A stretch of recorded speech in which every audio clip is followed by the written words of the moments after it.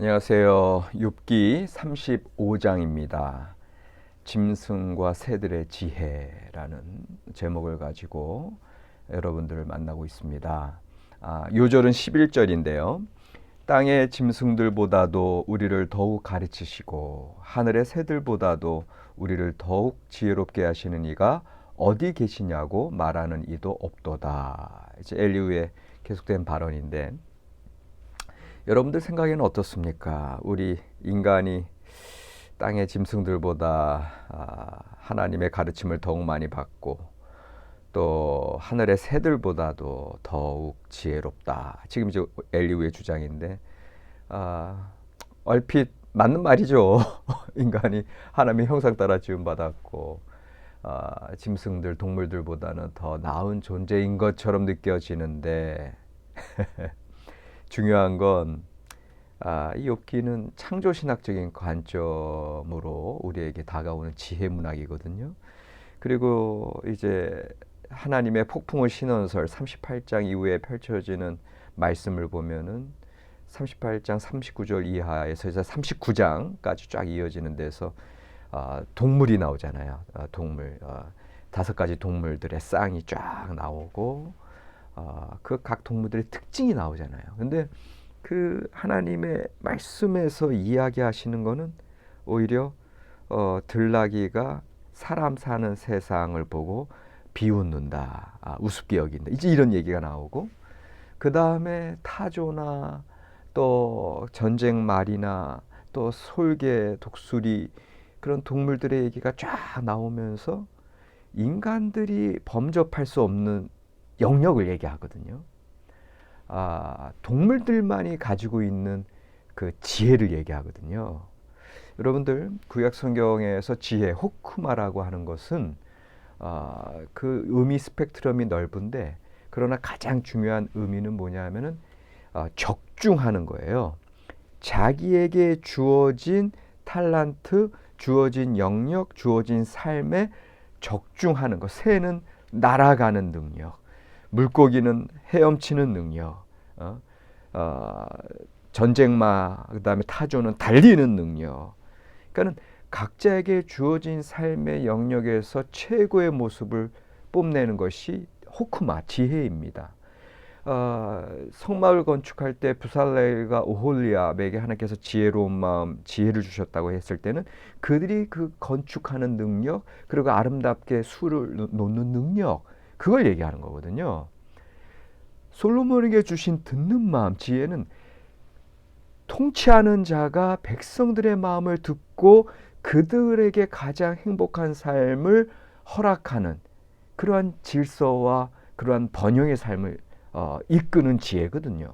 그러니까는 여기서 짐승과 새들의 지혜라고 이제 우리가 오늘 얘기하는 것은 사실은 우리 인간이 그냥 짐승과 새들보다 더 낫다, 그걸 얘기하는 것이 아니라 각자에게 주어진 삶 속에서 하나님의 뜻과 섭리에 맞춰서 그 영역에서 주어진 삶에서 최고의 삶을 사는 게 지혜다라고 얘기했을 때에는, 지금 엘리후가 얘기하는 그냥 우리 인간이 훨씬 짐승들보다 더 낫지 않느냐, 그리고 우리를 지으신 창조자 하나님 기억하라라고 얘기하는 게 얼마나 어불성설이냐, 창조 신학적인 관점에서.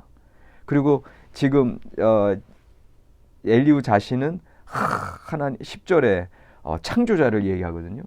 나를 지으신 하나님은 어디 계시냐고 하며 밤에 노래를 주시는 자가 어디 계시냐고 말하는 자가 없구나 하면서 본인이 지혜롭고 본인이 하나님만 만나고 창조자 하나님을 기억하는 것처럼 얘기하지만 실제로 그 창조자 하나님의 뜻은 모르고 있는 거예요. 오히려 창조자 하나님의 뜻과는 달리 우리가 땅의 짐승들보다 더 가르침을 받았고 하늘의 새들보다도 더 지혜로워, 우리끼리 좀 지혜를 좀 알아보자, 이러고 있잖아요. 요즘 어느 해보다 따뜻한 겨울, 그 다음에 또 비도 여름처럼 비가 오고 말이에요. 그리고 뭐 온도가 막 들쑥날쑥 너를 띄고 있고, 그러니까 이게 다 하나님의 그 자연 섭리를 어긴 모습이거든요. 하나님께서 생육하고 번성하고 땅에 충만하라라고 얘기했을 때는 그런 무차별적 착취와 지배를 얘기하신 게 아니거든요. 하나님의 창조 명령. 그 창조 명령은 하나님의 섭리에 맞게 이 창조 세계에 우리가 살아가고 또 다른 식물, 동물, 이 세상의 모든 피조물들과 조화를 이루면서 살아가야 하는데 어디서부터 뭐가 잘못되었는가? 왜 이 창조 질서를 깨어지게 했는가? 이게 우리들의 문제 아니겠습니까? 결국은 순리를 거스리는 인간의 탐욕이다. 하나님께서 우리에게 하나님의 형상을 주시고 그리고 자유를 주셨는데, 그런데 우리는 그 하나님의 창조 질서에 따라서 섬김과 봉사와 사랑과 이해로 나아가야 되는데 오히려 욕심과 내 뜻 관철과 그리고 다른 이들을 짓밟고 내가 올라서려고 하는 그러한 인간의 만인에 대한 만인의 투쟁, 결국 하나님의 그 창조 섭리 각자에게 주어진 삶의 영역에서 아름답고 충만한 삶을 살아가는 것으로부터 오히려 자기네들끼리 싸우고 내가 더 드러나야 되고, 이런 모습 속에서 오늘 우리 인간의 비극과 이 창조 세계의 파괴가 드러나고 있다. 동물들에게 그리고 새들에게 허락한 지혜는 우리가 힘들고 어려울 때 산으로 바다로, 인간들은 오히려 자연을 통해서 위로를 받게 되는 거거든요. 그 이유는 뭐냐면 자연 세계에는 아비규환 생존 경쟁, 다툼이 없고 조화롭게 살아가잖아요.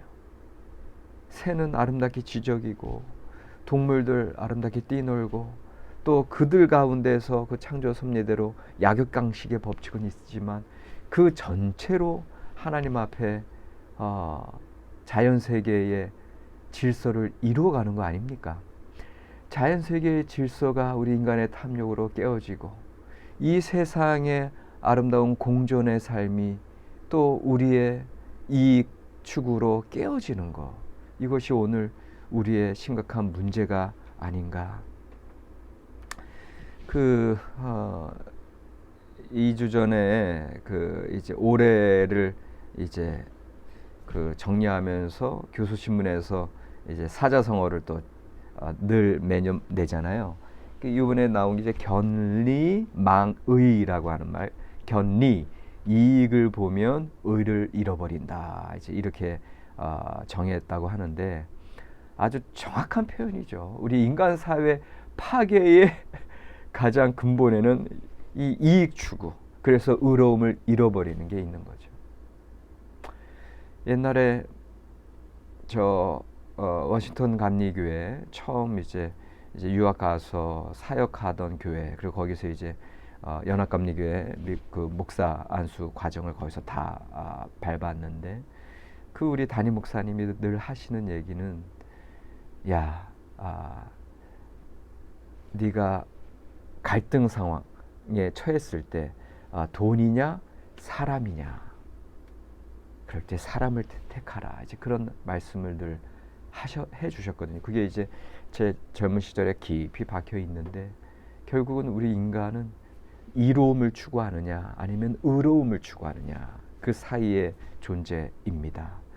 하나님께서 허락하신 우리 인간에게 주어진 삶은 서로를 위하고 이해하고 서로 섬기는 삶인 줄로 믿습니다. 그런데 우리가 우리 이로움 추구 때문에, 욕심 때문에, 그리고 내가 남보다 더 나아져야 한다는 어떤 교만함 때문에 이것이 파괴되었을 때 결국은 우리는 짐승보다도 못한 그러한 삶의 지경에 떨어지게 됩니다. 구약 성경에서 하나님의 모습을 이야기할 때 가장 많이 나오는 단어, 짝으로 나오는 두 단어가 있으니 곧 헤세드와 에메트가 되겠습니다. 헤세드는 어떤 성실하심, 하나님의 인자하심을 얘기하고요. 에메트는 의로움, 진실함을 얘기합니다. 결국 우리가 하나님 앞에 참된 지혜의 삶, 창조 질서에 합한 삶을 살아가기 위해서는 이 헤세드와 에메트, 이 인자와 진실 가운데 섰을 때 우리가 진정으로 지혜로운 자가 됩니다. 그것이 하나님의 모습이기 때문에 그랬습니다. 하나님의 형상 따라 지음받은 우리는 이제 이 세상 속에서 오히려 자연의 그 아름다움과 그 엄정한 질서의 삶, 질서와 조화의 삶을 보면서 오늘 우리의 삶 속에서도 행여나 우리가 의로움을 잃어버린 건 없는지, 우리가 진실함을 저버린 것은 없는지 기억하면서 오히려 겸손하게 함께 살아가는 삶을 살아가야 될 줄로 믿습니다. 창조 질서를 잃어버린 오늘 우리에게 새롭게 창조되고 새롭게 거듭나야 된다고 하는 것을 말씀하고 계세요.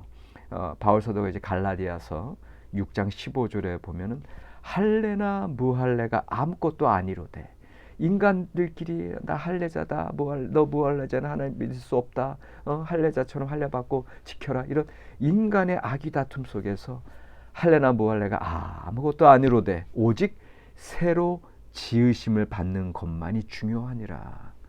예수 그리스도 안에서 새롭게 제사함을 받고 나의 모든 이익 추구를 다 버리고 악의 다툼을 다 뒤로 하고 자연세계 아름다움처럼 새로운 창조로 우리가 지음받아서 예수 그리스도 앞에, 하나님 앞에, 사람들 앞에 설 때, 이 자연세계 가운데 살아갈 때 우리에게 허락하신 지혜로운 삶을 온전히 살아가게 될 줄 믿습니다. 만약 그렇지 못한다면 우리는 짐승만도 못한 존재들이 됩니다.